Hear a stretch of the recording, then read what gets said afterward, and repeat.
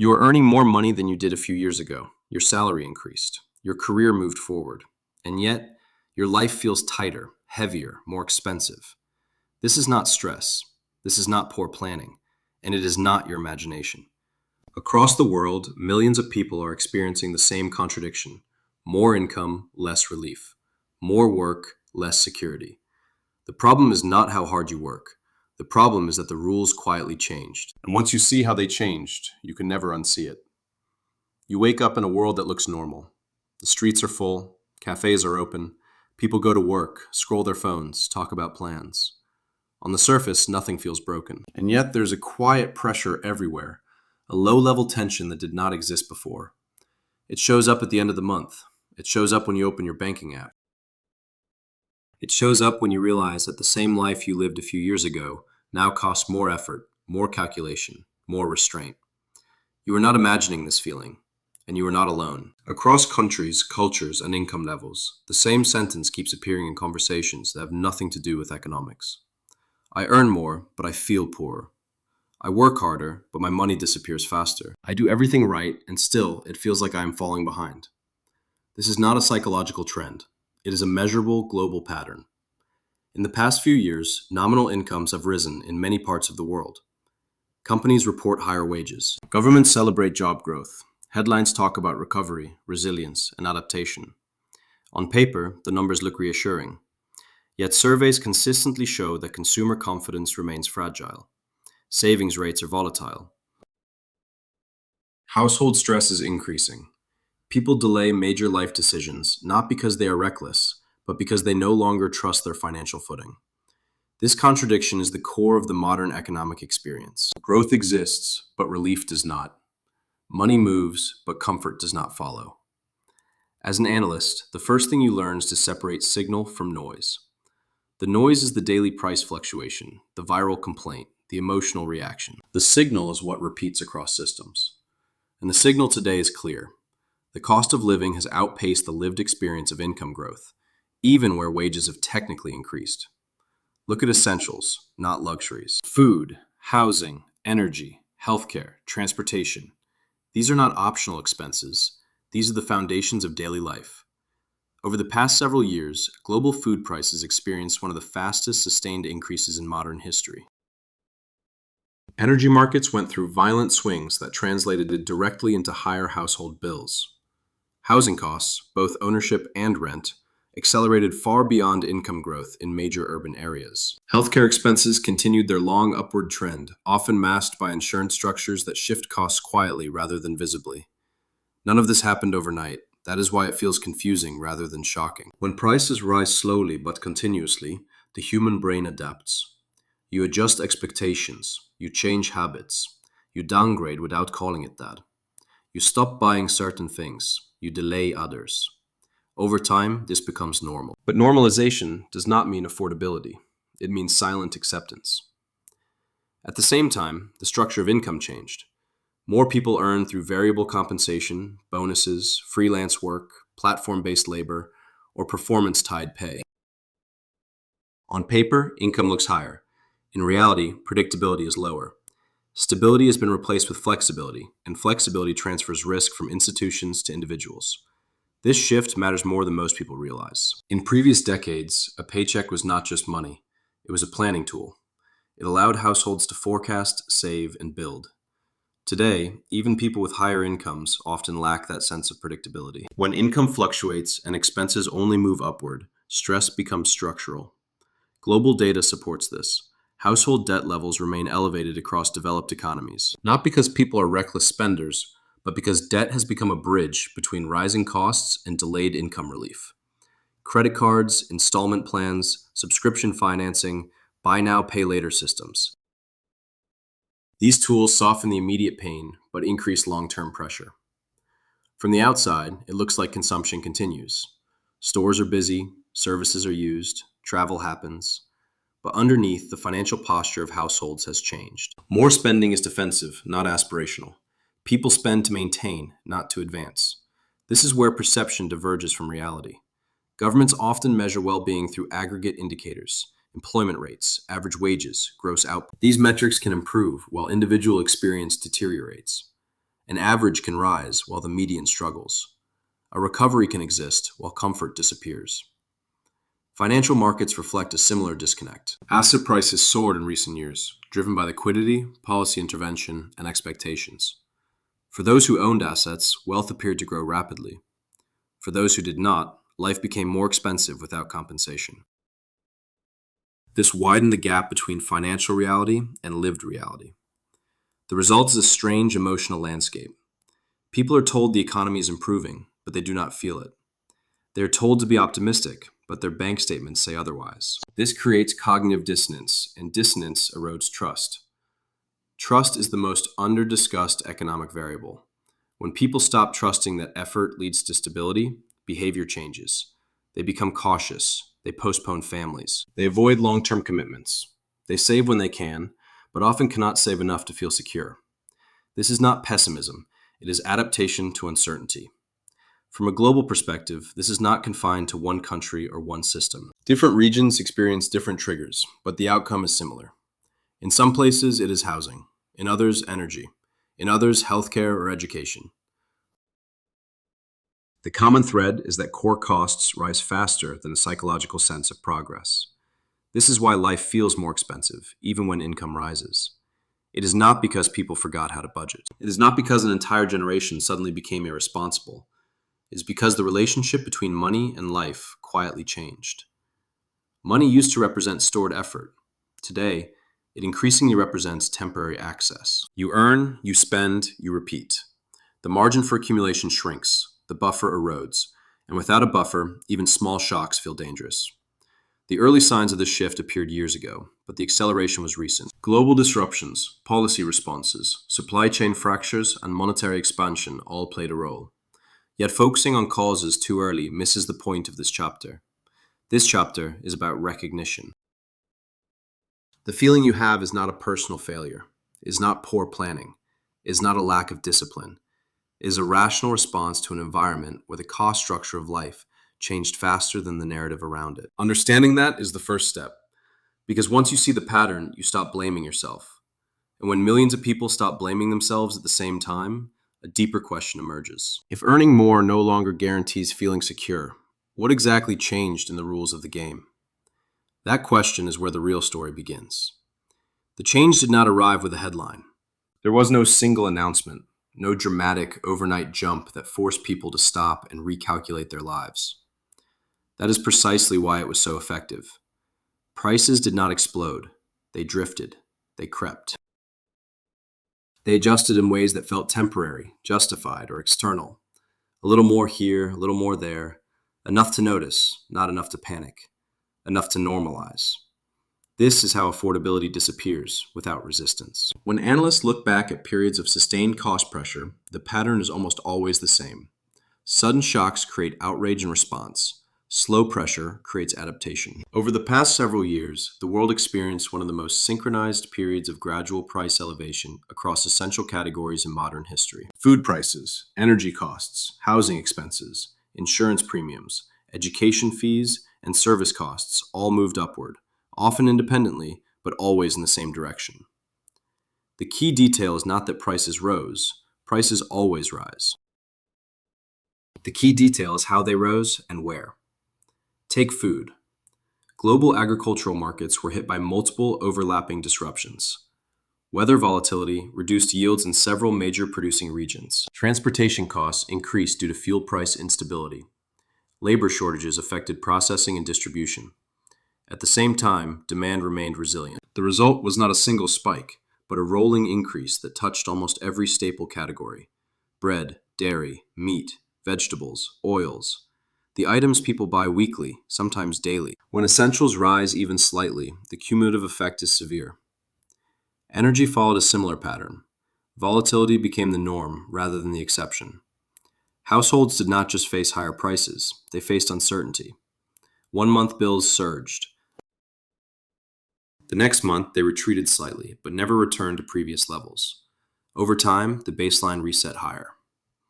Heating, electricity, fuel. These are not discretionary expenses. They function like a tax on existence. Housing is where the quiet change became impossible to ignore, even though it took years to fully register. In many cities, rents increased steadily, not explosively. Landlords adjusted prices annually. Mortgage costs rose as interest rates normalized from historic lows. Property taxes and maintenance expenses followed. What made housing different was not just the increase, but the permanence. Once housing costs rise, they rarely fall in real terms. They anchor the entire cost of living structure. Healthcare and insurance costs moved in parallel, often hidden behind complexity. Premiums adjusted, deductibles increased, coverage narrowed, out-of-pocket expenses became more common. People did not necessarily see a dramatic price tag at the point of care, but they felt it over time through reduced access and higher indirect costs. The system did not look more expensive, it felt less generous. Transportation followed quietly. Vehicles became more expensive, partly due to supply constraints and technological upgrades, partly due to financing structures that stretched payments over longer periods. Public transportation costs increased incrementally. Maintenance, insurance, fuel, all adjusted upward. Mobility became more costly without becoming more comfortable. None of these changes were framed as permanent. Each was explained as temporary.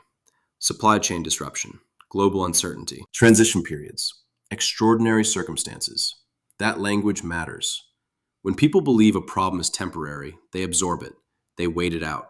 They do not restructure their lives around it. But the temporary became persistent. From a macro perspective, this period coincided with unprecedented policy responses.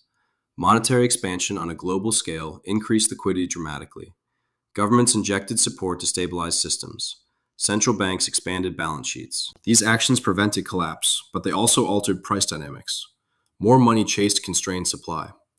Asset prices reacted first. Consumer prices followed later, and more quietly.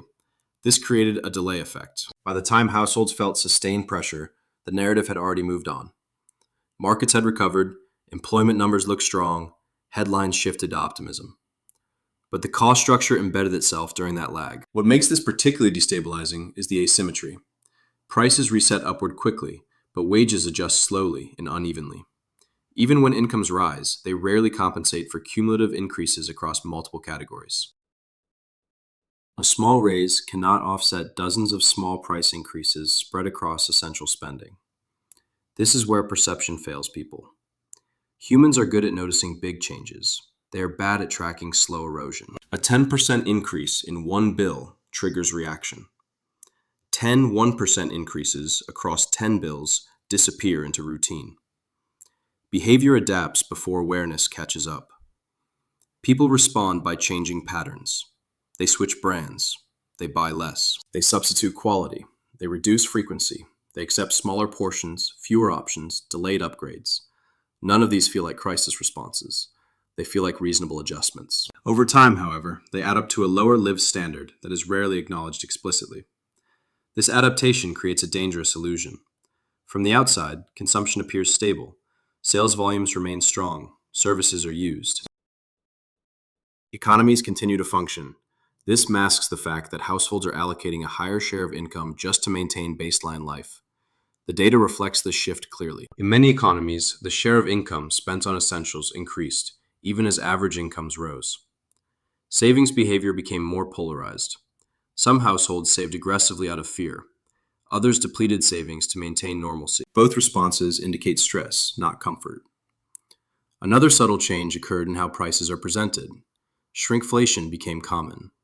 Products became smaller while prices stayed similar. Services added fees rather than raising headline prices. Subscriptions fragmented costs into monthly charges that felt manageable individually but heavy collectively. These techniques reduced resistance by spreading pain. From a business perspective, this was rational. Companies faced rising input costs and sought to preserve margins without triggering backlash. From a societal perspective, it blurred transparency. People knew things were more expensive, but struggled to articulate how and why. Media coverage often focused on single categories or moments: a spike in fuel, a surge in rent, a food price report. What it missed was the convergence. The fact that almost everything essential moved upward together, slowly enough to avoid alarm, fast enough to change behavior. This convergence is what defines the current experience. It is also global. Different countries experience different drivers. but the outcome aligned. In some places, currency effects amplified import costs. In others, policy choices shifted burdens. In others, demographic pressure tightened housing. Yet the lived result was remarkably similar. Life required more money for the same outcomes. The psychological effect of this should not be underestimated. When people cannot point to a single cause, frustration turns inward. They assume mismanagement. They assume personal failure. They work more. They optimize harder. They search for efficiencies that no longer exist. This is not irrational behavior. It is logical within an environment where the old reference points no longer apply. The quiet change in prices did not announce itself because it did not need to. It reshaped expectations silently. It taught people to accept less without calling it loss. It trained households to operate with thinner margins and higher vigilance. By the time the question formed clearly, why does everything feel more expensive? The answer was already embedded in daily routines. And this is only the first layer of the story. The second layer of this story becomes visible when you stop looking at prices individually and start examining how they interact. Cost increases rarely arrive alone.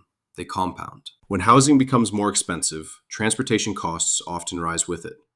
When energy prices move up, food prices follow. When insurance premiums increase, discretionary spending shrinks, which changes consumption patterns across the entire economy. What people experience as a general sense of financial tightness is, in reality, a web of interconnected pressures reinforcing each other. From a systemic perspective, this period marked a transition from price stability to price instability, disguised as normality. Inflation did not behave like the dramatic episodes of the past. It did not explode in a single direction and then retreat. Instead, it embedded itself unevenly, striking different categories at different times, but never fully reversing. This made it harder to fight and easier to accept. One of the most overlooked drivers of this shift was the reconfiguration of global supply chains. For decades, efficiency was the dominant goal. Production was optimized for cost minimization, just-in-time delivery, and geographic specialization. That system worked as long as disruptions were rare. When disruptions became frequent, the cost of resilience replaced the cost of efficiency. Companies diversified suppliers, increased inventories, shortened logistics routes, and accepted higher operating expenses in exchange for stability. Those costs did not stay at the corporate level. They were passed on quietly to consumers. At the same time, labor dynamics changed in ways that were not immediately obvious. Wages rose in many sectors, but so did volatility. Labor shortages in specific industries pushed compensation upward, while automation and outsourcing applied downward pressure elsewhere. The result was uneven income growth. Some workers saw significant gains. Others saw marginal improvements or stagnation. Yet price increases applied broadly. This mismatch intensified the sense that effort no longer translated into proportional reward. Another critical factor was the financialization of everyday life. More aspects of living became linked to financial markets, directly or indirectly. Housing prices responded not only to local demands, but to global capital flows. Energy prices reflected geopolitical risk as much as production costs. Food prices reacted to futures markets, currency movements, and policy decisions far removed from the grocery store. When everyday necessities become tied to abstract systems, volatility becomes personal. Technology played a dual role in this transformation. On one hand, it increased transparency. People could compare prices instantly, track spending, and optimize choices. On the other hand, it enabled dynamic pricing, algorithmic adjustments, and personalized cost extraction. Prices could change faster, more frequently, and with less visibility. Discounts became conditional. Loyalty was monetized. Convenience carried a premium that was easy to accept in isolation and expensive in aggregate. Subscription-based models expanded rapidly during this period. What once required a one-time purchase became a recurring expense. Entertainment, software, transportation, even household services shifted to monthly billing. Individually, these charges felt manageable. Collectively, they created a fixed cost structure that reduced flexibility. Once subscribed, people paid automatically. The pain was spread out, but the burden accumulated. This shift altered how people perceive affordability. Instead of evaluating a purchase against available savings, they evaluated it against monthly cash flow. As long as the payment fit into the month, it felt acceptable. Over time, this logic crowded out long-term planning. Life became a series of short-term commitments stacked on top of each other, leaving little room for error. From an investment perspective, this environment rewarded scale and pricing power. Companies that controlled essential goods or services gained the ability to adjust prices incrementally without losing demand. Those without pricing power struggled. This reinforced consolidation across industries, further reducing competition and increasing baseline costs. Consumers faced fewer alternatives and less leverage. Policy responses often lagged behind lived reality. Official inflation measures struggled to capture substitution effects, quality changes, and hidden fees. Even when inflation appeared to moderate statistically, households did not feel relief. The basket of goods used to measure price changes did not fully reflect how people actually lived. The result was a growing gap between reported stability and experienced strain. This gap had social consequences. Trust in institutions weakened. Narratives of progress lost credibility. People became skeptical of optimistic messaging, not because they rejected facts, but because those facts did not align with their daily experience. When numbers say improvement and life feels harder, perception wins. Another subtle but powerful change was the erosion of time value. When costs rise steadily, delaying purchases rarely saves money. Waiting no longer guarantees a better deal. This creates urgency, not opportunity. People feel pressure to act sooner, commit faster, and accept terms they would have questioned in a more stable environment.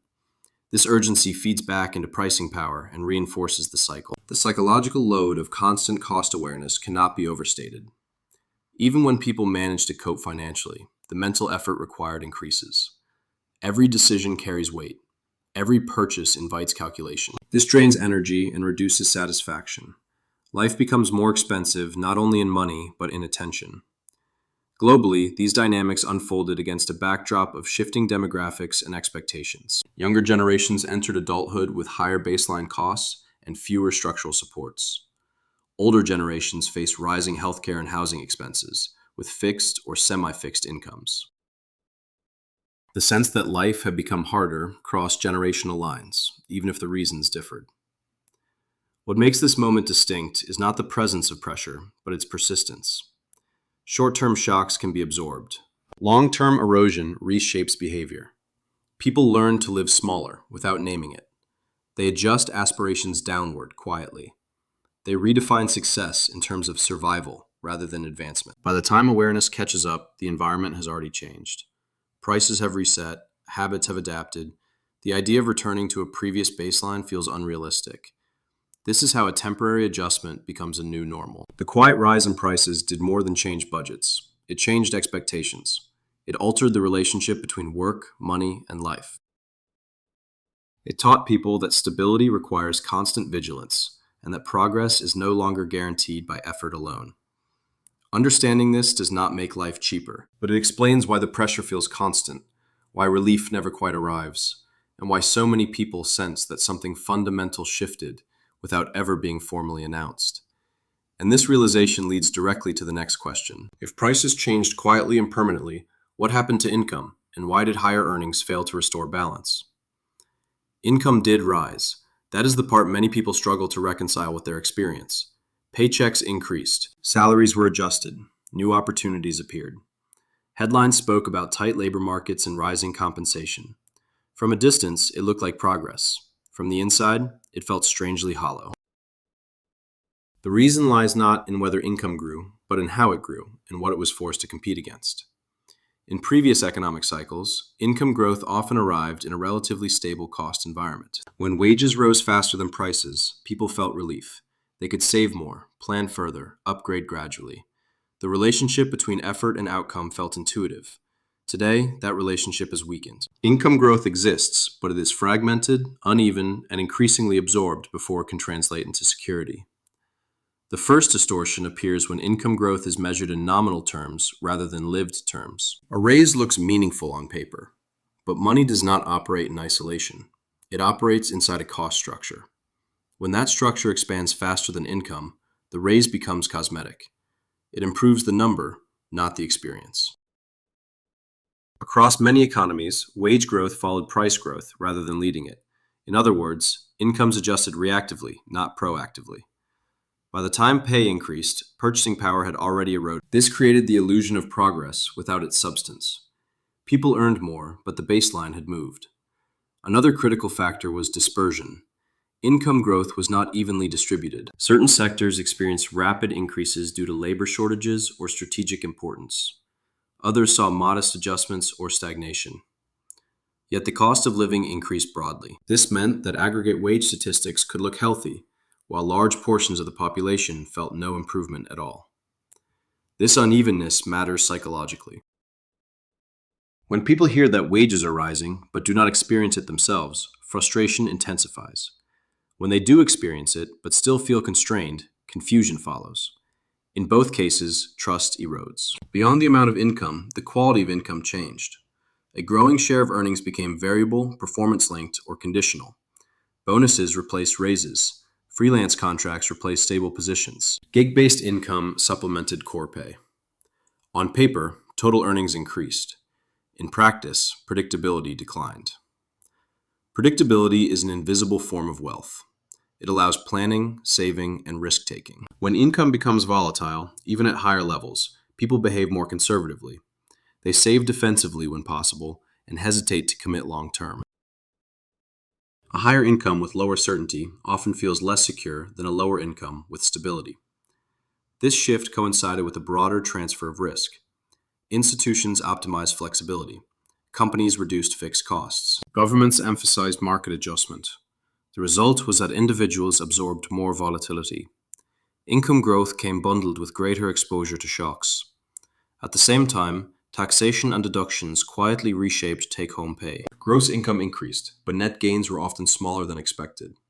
Progressive tax structures, benefit phase-outs, higher social contributions, and indirect taxes reduced the effective impact of raises. People saw their gross income rise and wondered why their bank balance did not reflect it proportionally. Another overlooked element is the timing mismatch between income and expenses. Many costs reset automatically and immediately. Rent increases annually. Insurance premiums adjust on schedule. Subscriptions renew monthly. Income adjustments, by contrast, are irregular and delayed. Raises require negotiations, approvals, and cycles. This creates a lag where expenses lead and income follows, reinforcing the sense of constant catch-up. From a behavioral standpoint, income growth also triggers lifestyle adjustments, even when people consciously try to avoid them. Slightly better housing, slightly better services, slightly higher expectations. These adjustments are not reckless, they are human. When income rises, people align their lives accordingly. The problem arises when costs then rise again, compressing the margin that income growth was supposed to create.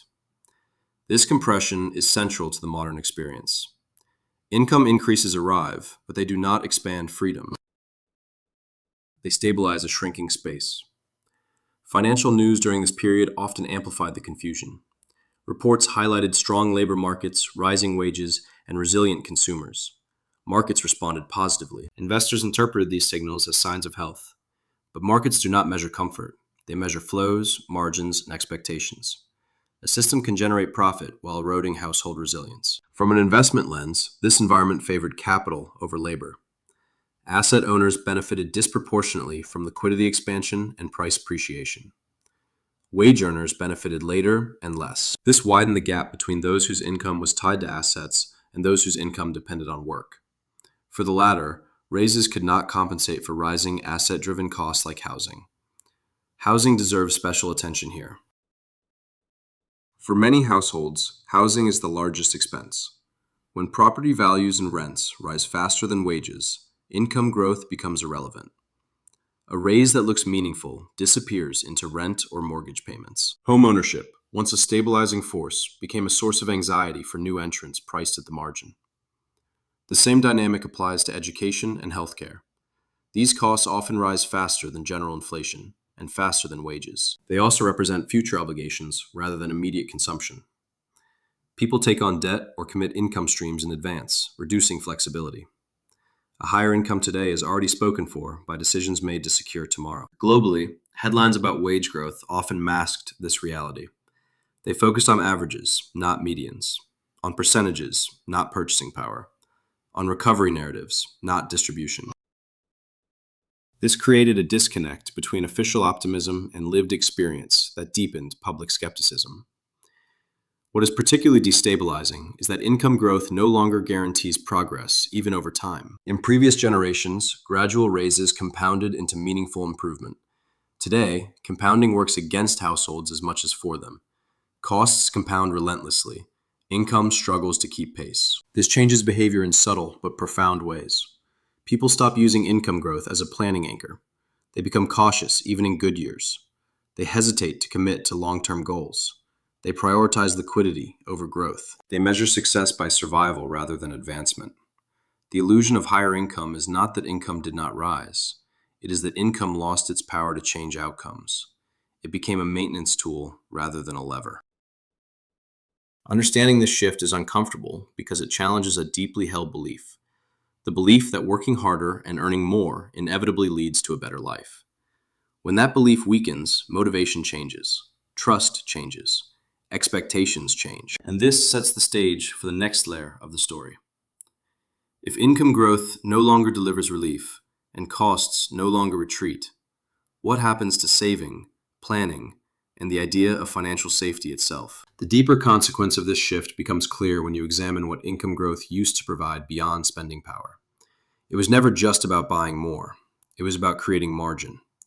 Margin meant safety, choice, and time. When income growth fails to create margin, it loses its psychological and strategic value. Historically, rising income allowed households to build buffers: emergency savings, long-term investments, down payments, education funds. These buffers transformed income into stability.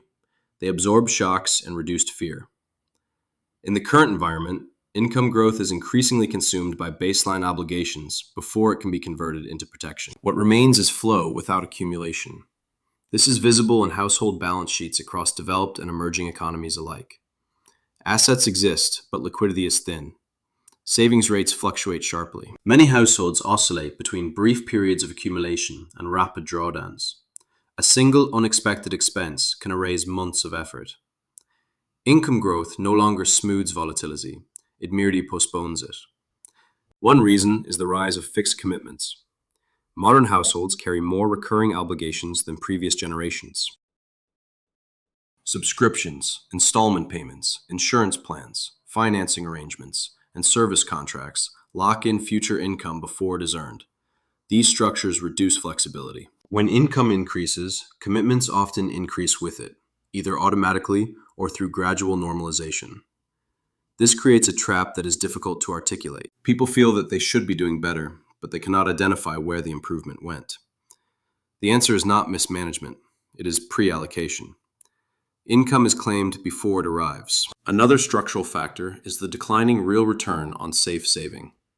Even when people manage to set money aside, the sense that savings meaningfully improve future security has weakened. Low real yields, rising costs, and asset inflation undermine confidence. Saving feels necessary but insufficient. This discourages long-term thinking and reinforces short-term survival strategies. At the same time, access to leverage expanded. Credit became easier, faster, and more normalized. This blurred the boundary between income and consumption. People could maintain lifestyles without immediate income alignment, using future earnings as collateral. While this provided flexibility, it also increased fragility. Income growth then served not to build wealth, but to service obligations incurred earlier. From a macro perspective, this behavior sustained consumption and stabilized growth statistics. From a household perspective, it created dependency on continued income growth just to remain solvent. When income growth is required to stand still, it ceases to feel like progress. Another subtle distortion arises from comparison effects. As asset prices rise, visible wealth increases among those who own them. This shifts social benchmarks. Even people whose income has risen feel left behind relative to new reference points. Aspirations move faster than income. Satisfaction declines, not because people expect luxury, but because stability itself appears more distant. This is compounded by geographic effects. In many regions, economic opportunity concentrates in high-cost areas. People earn more, but must spend more to access that income. Relocation becomes both a solution and a cost. Income growth is geographically taxed by housing, transportation, and services. The net gain shrinks. From a business and investment standpoint, these dynamics are not accidental. They reflect a system optimized for throughput rather than accumulation at the household level. Money circulates efficiently, but settles unevenly. Productivity gains do not translate cleanly into broad-based security. Instead, they reinforce scale advantages and pricing power at the top of value chains. Media narratives often obscure this reality by framing income growth as a binary outcome. Wages are up or down. Jobs are created or lost. This framing misses the relational aspect of income. Income only matters relative to costs, commitments, and expectations. When all three rise together, income growth becomes neutralized. This neutralization has cultural consequences. The idea of upward mobility becomes abstract. People still believe in effort, but they recalibrate its purpose. Work becomes about maintaining position rather than improving it. Risk tolerance declines. Innovation at the individual level slows. People choose safety over ambition, not because they lack drive, but because the downside feels larger. You can see this in delayed life milestones. Family formation, home ownership, entrepreneurship, and career transitions are postponed or abandoned. These decisions are often explained as lifestyle choices, but they are rooted in financial calculus. When income growth does not generate security, commitment becomes dangerous. Importantly, this is not a temporary mindset. It is adaptive behavior. People respond rationally to incentives and constraints. When the system rewards caution, caution prevails. When income growth fails to reduce vulnerability, vulnerability becomes the organizing principle of life decisions. The illusion, then, is not that income increased. It is that income still means what it used to mean. The social contract embedded in income growth has weakened. Earn more no longer reliably translates into live better. It translates into cope longer. This realization is unsettling because it undermines a core assumption of modern economic life, that effort, productivity, and income form a virtuous cycle. When that cycle breaks, even partially, the emotional impact extends beyond finances. It touches identity, motivation, and trust. People do not articulate this in economic language. They say life feels harder. They say they are tired. They say nothing seems enough. These are not emotional overreactions. They are accurate descriptions of a system where income growth lost its ability to create distance from risk. And once income can no longer guarantee safety, attention shifts to the last remaining lever, saving. Not as a path to growth, but as a shield against uncertainty. That shift, and why it increasingly fails to deliver comfort, defines the next chapter. Saving used to feel like progress. It created distance between the present and the next shock. It offered psychological relief, even when the amounts were modest. The act itself carried meaning.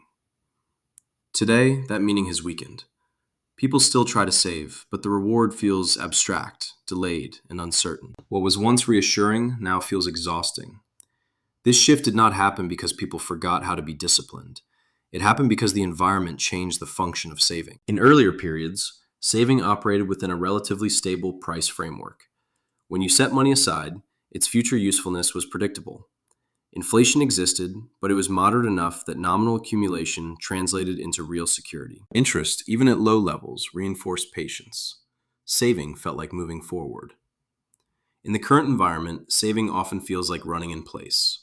The first issue is erosion. Even when inflation moderates statistically, cumulative price increases remain embedded. Money saved today buys less tomorrow with uncomfortable reliability.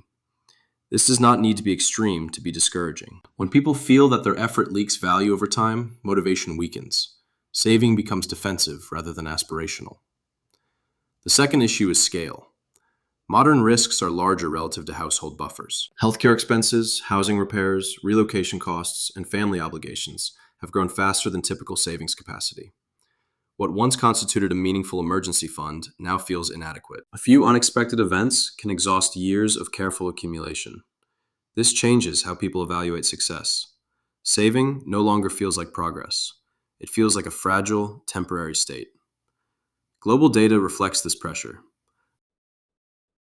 Household savings rates fluctuate sharply, spiking during periods of fear and falling when costs reassert themselves.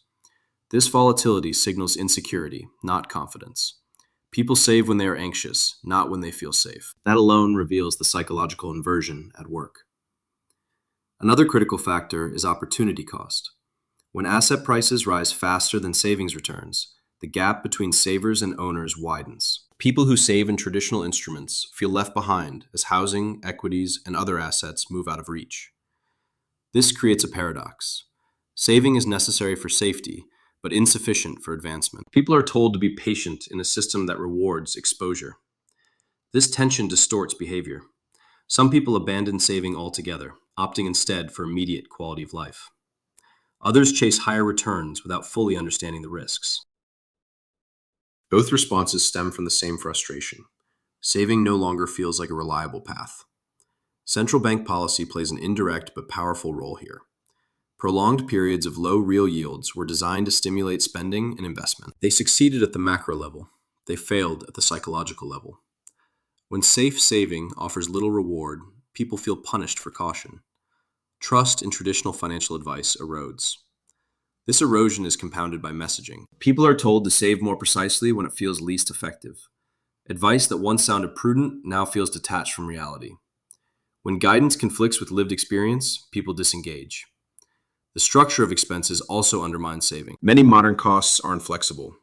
Housing, insurance, utilities, subscriptions, and debt servicing consume income automatically. Saving requires surplus, and surplus is increasingly rare.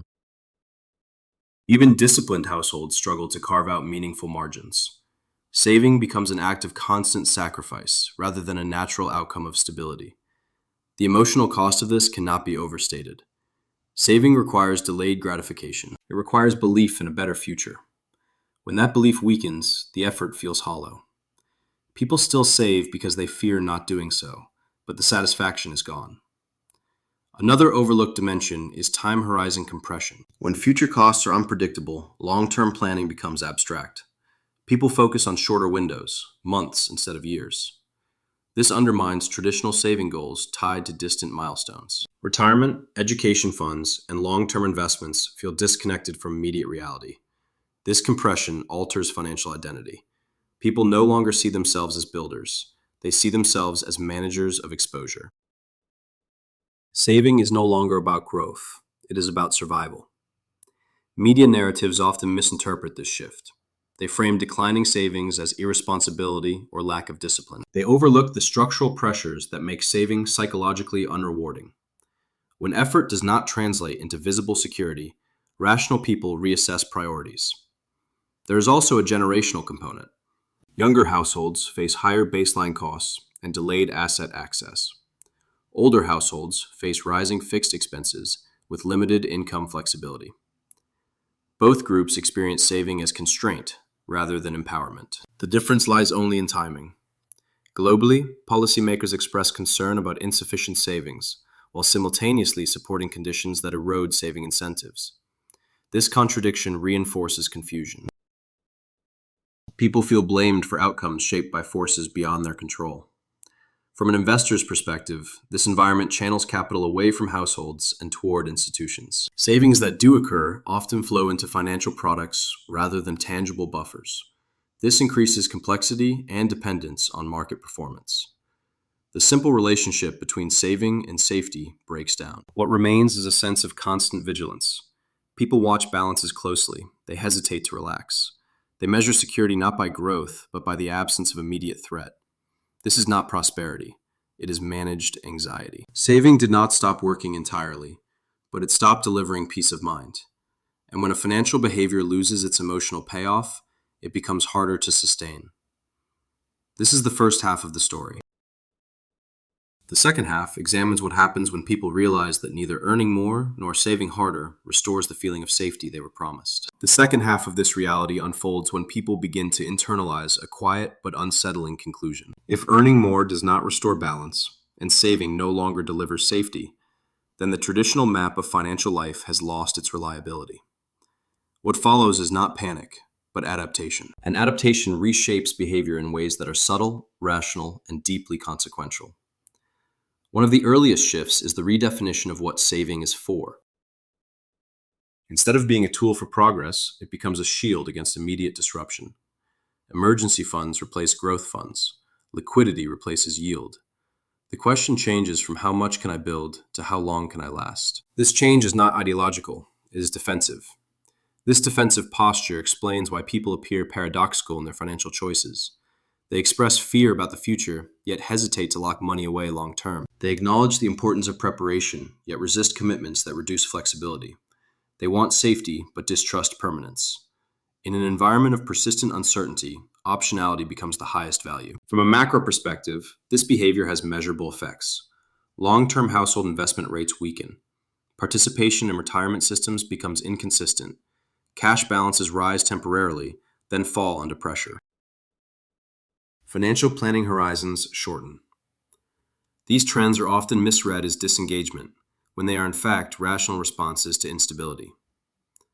Another consequence is the emotional reframing of sacrifice. In earlier periods, saving felt like postponing pleasure for a greater reward.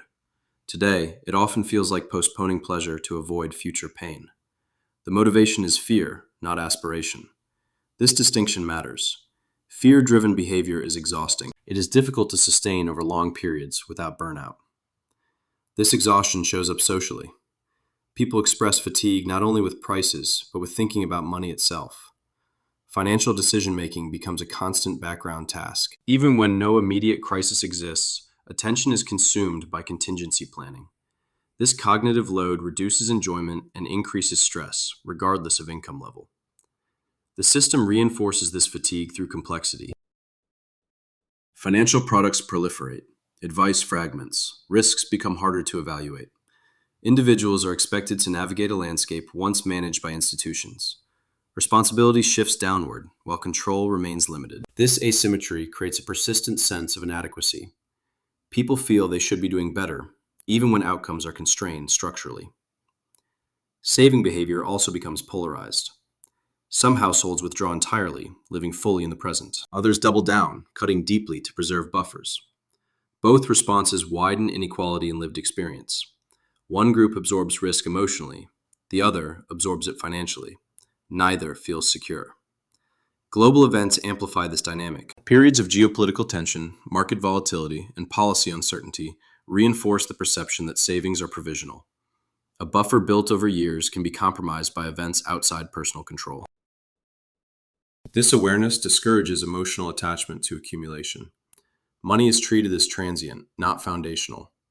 From a business and market standpoint, this environment favors narratives of self-optimization and constant adjustment. Individuals are encouraged to adapt endlessly rather than expect stability. While adaptability is framed as resilience, it often masks the absence of structural relief. People become more flexible because they must, not because flexibility improves outcomes. The erosion of saving as a source of comfort also affects intergenerational expectations. Parents struggle to pass on a sense of security through financial guidance. Advice that worked previously no longer aligns with reality. This weakens confidence not only in money, but in inherited wisdom. Each generation feels it must relearn the rules from scratch. Policy discussions frequently lag behind this lived experience. Savings are treated as a technical variable rather than an emotional one. Incentives target behavior without addressing belief. But saving depends on faith in the future. When that faith erodes, incentives lose effectiveness. The most telling sign of this shift is how people talk about money privately. Conversations focus less on goals and more on limits, less on dreams and more on contingencies, less on growth and more on endurance. This language reflects adaptation to a world where safety feels temporary. Importantly, this is not mass despair. It is mass realism. People are adjusting to conditions as they are, not as they were promised to be. They still plan, still work, still save when possible, but they do so with reduced expectations and heightened caution. Saving, once a symbol of optimism, has become a symbol of vulnerability. It reveals how thin the margin has become. The presence of savings signals fear of losing them. The absence signals acceptance of risk. Neither state offers comfort. This is why the modern financial experience feels so tense. The traditional levers no longer restore equilibrium. They merely slow decline or postpone exposure. The feeling of safety that once came from accumulation has been replaced by the need for constant management. And when both income and saving fail to deliver peace of mind, attention inevitably turns outward, toward the system itself, toward the question that lingers beneath every adjustment. If this is the new normal, then what does stability mean now? And who, if anyone, still has access to it? The idea of a new normal often sounds reassuring. It suggests adjustment, learning, eventual comfort.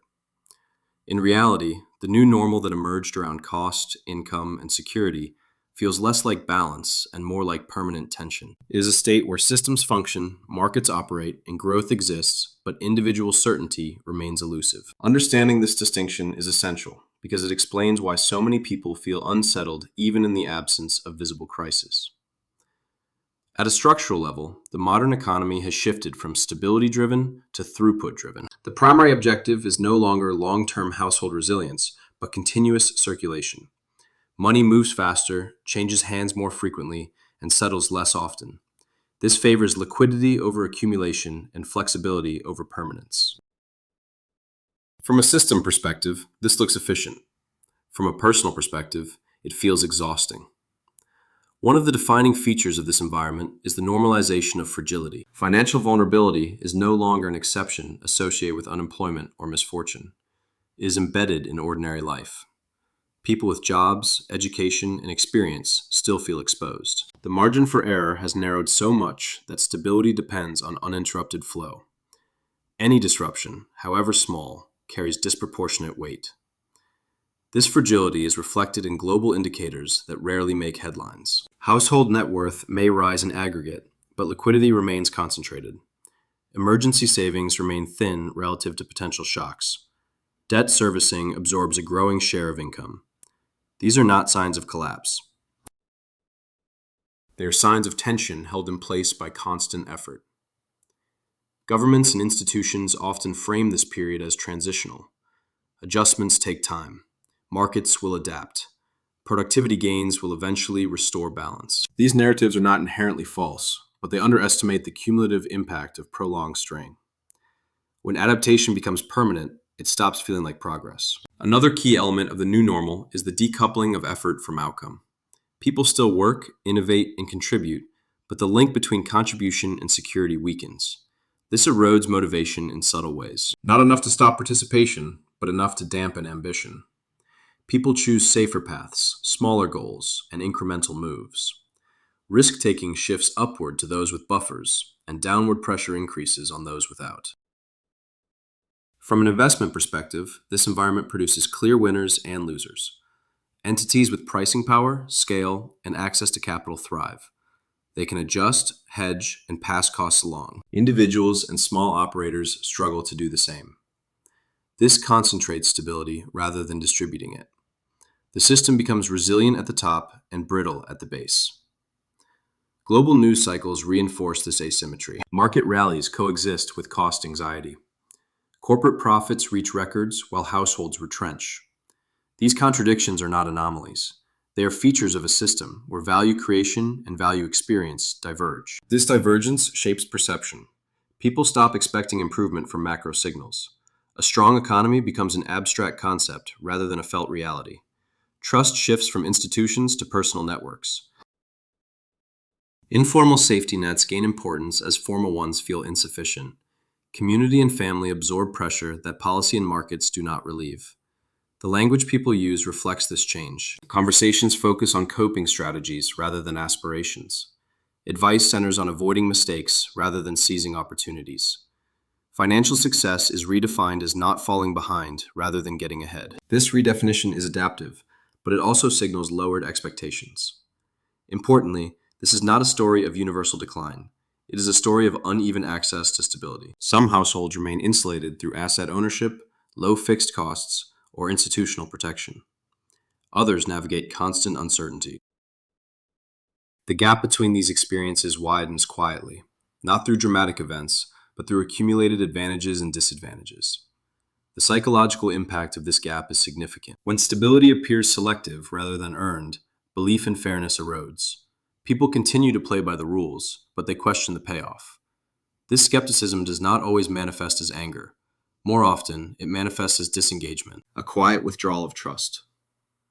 Policy responses often address symptoms rather than structure.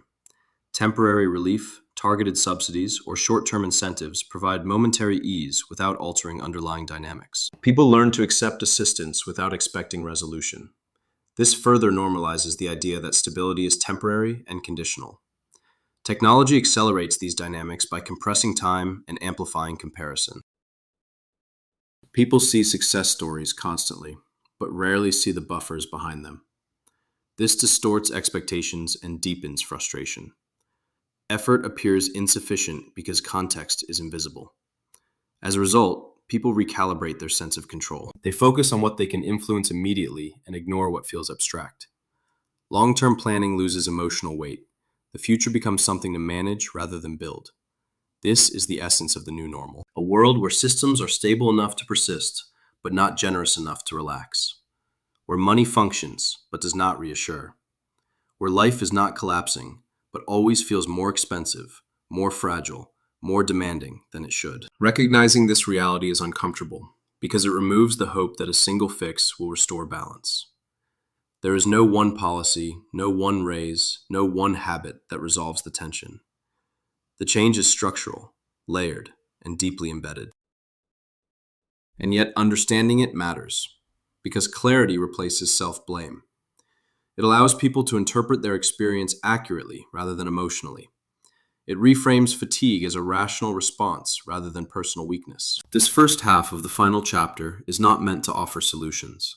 It is meant to name the condition, to describe the environment honestly, to explain why the feeling persists even when individual indicators improve. Only by acknowledging the true shape of the new normal can the conversation move beyond frustration toward realistic expectations, informed choices, and a different understanding of what stability means in the world that now exists. The second half of the story is not about collapse. It is about adjustment at scale, and what that adjustment reveals about the future of stability. When a system no longer promises comfort, people stop asking when things will get better, and start asking how to live within permanent constraint. That shift is already underway, even if it is rarely discussed openly. The most important change is psychological. Stability is no longer defined as abundance or upward mobility. It is defined as continuity. The ability to keep going without disruption becomes the primary goal. This reframing alters every major life decision. Careers are chosen for predictability rather than passion. Locations are selected for cost containment rather than opportunity. Relationships, families, and long-term commitments are delayed until risk feels manageable, which for many never fully arrives. This does not mean people have abandoned ambition. It means ambition has become conditional. Progress is pursued only when downside feels contained. This creates a society that moves forward cautiously, incrementally, and unevenly. Innovation does not disappear, but it concentrates among those insulated from loss. Everyone else innovates defensively, optimizing survival rather than expansion. From a macroeconomic perspective, this behavior dampens dynamism without triggering crisis. Growth continues, but it is thinner. Consumption persists, but it is more calculated. Risk exists, but it is pushed upward to entities that can absorb it. The system becomes efficient at maintaining itself while gradually exhausting those who operate within it. One of the clearest signs of this adjustment is how people relate to time. Long-term thinking becomes abstract. 5-year plans feel speculative. 10-year goals feel naive. People focus on navigating the next cycle, the next adjustment, the next recalibration. This shortens collective imagination. Societies become reactive rather than visionary, not because they lack ideas, but because the cost of being wrong feels too high. Institutions respond by reinforcing narratives of resilience and adaptability. These narratives are not false, but they are incomplete. Adaptation becomes a moral expectation rather than a structural necessity. Individuals are praised for coping well rather than supported in reducing exposure. This subtly shifts responsibility away from systems and onto people, deepening fatigue. At the same time, new forms of informal stability emerge: shared living arrangements, mutual support networks, flexible career paths, side incomes. These adaptations are creative and resourceful. They demonstrate human resilience, but they also signal that traditional guarantees have weakened. When informal solutions proliferate, it is because formal ones no longer suffice. From an investor's lens, this environment is highly legible. Capital flows toward scarcity, control, and essential services. Assets that provide shelter, energy, infrastructure, and access retain value. Volatility becomes a feature rather than a flaw. Those positioned correctly benefit from instability itself. This further widens the gap between systemic success and personal comfort. Global news reinforces this duality. Markets respond positively to efficiency and consolidation. Households respond cautiously to rising complexity and risk. Both responses are rational within their domains. The tension arises because they operate on different time horizons and value systems. The question of fairness inevitably surfaces. When stability feels selective, belief in merit weakens. People continue to participate, but with reduced emotional investment. They do what is required, but rarely more. This quiet disengagement does not register as protest, but it has long-term consequences. Productivity becomes transactional. Loyalty diminishes. Trust erodes slowly. Yet within this realism lies a subtle form of clarity. When illusions fall away, people stop chasing narratives that do not serve them. They reassess priorities. They value flexibility, health, and relationships more explicitly. They redefine success in personal terms rather than social benchmarks. This does not solve the structural problem, but it changes how individuals navigate it. The danger is not that life feels more expensive. The danger is that people internalize the pressure as normal and cease to question its origin. When tension becomes background noise, systems face little incentive to rebalance. Awareness is the first step toward any meaningful shift, whether personal or collective. This story does not end with reassurance. It ends with recognition. The feeling that life costs more than it should is not a failure of perception. It is an accurate reading of a world where money, effort, and security no longer align as they once did. Earning more did not restore ease because ease is no longer the system's objective. Saving harder did not restore safety because safety is no longer cheaply available. What remains is navigation within constraint, adaptation without illusion, and the search for stability in a landscape that offers less of it by default. Understanding this does not make life cheaper, but it does something equally important. It replaces confusion with clarity. And clarity, in a world defined by quiet pressure, is one of the few forms of relief still available. If this video felt uncomfortably familiar, it is because it described reality, not opinion. You are not failing. You are adapting to a system that no longer rewards stability the way it once did. Understanding this will not instantly make life cheaper, but it will do something just as important. It will stop you from blaming yourself for a problem you did not create. If you want to understand how money, work, and security really function in the world you are living in now, not the one you were promised, subscribe, because clarity is becoming more valuable than comfort.